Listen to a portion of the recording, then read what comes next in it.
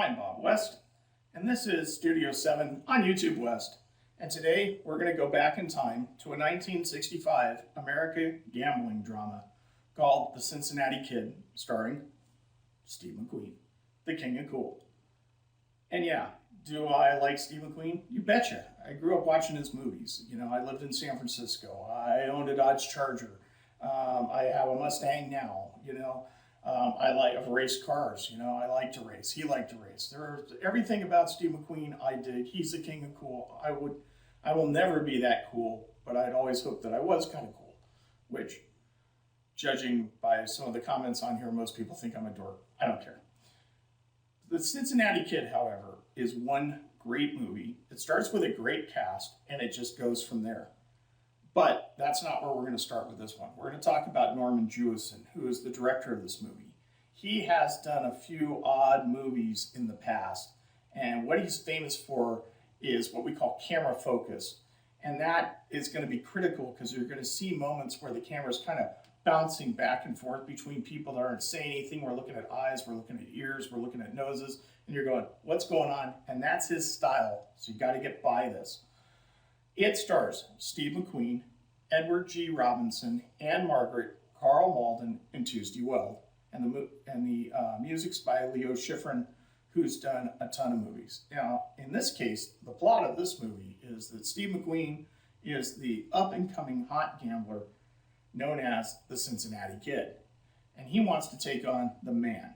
And the man in this case is Edward G. Robinson, who is a little older in his years. Now, we did a movie recently called Key Largo, and the comments I got on Key Largo was, you skipped over Edward G. Robinson, man, this guy's great. No, Edward G. Robinson is fantastic. He's been in Hollywood for a long time, playing the gangster, playing the tank commander, and playing the comedian.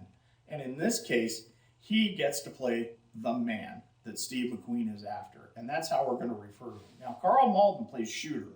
And that's Steve McQueen's kind of mentor, dealer. He knows where all the gambling is. And he's going to set up this game between the man and Steve McQueen that's going to final in the movie.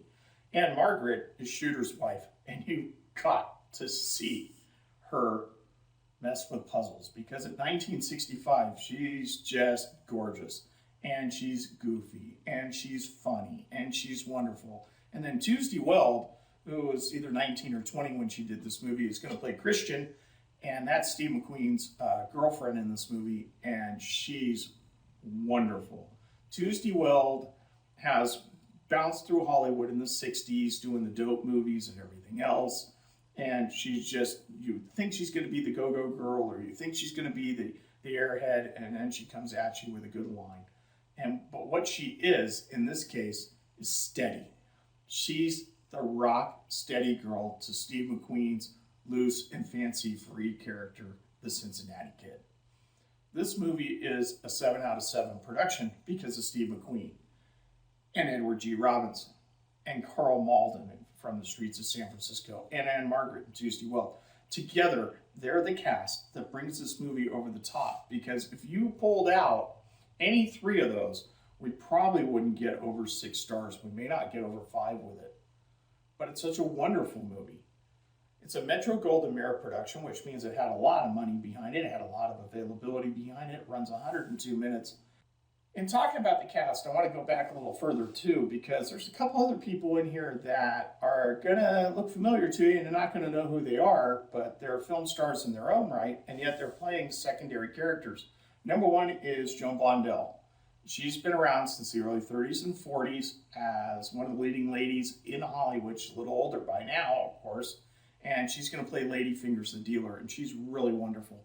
Calloway, who is not known for his acting skills, but like they did in The Sopranos, we bring in people that are musicians or famous people, and we throw them in for scenes, and he's going to be one of our card people.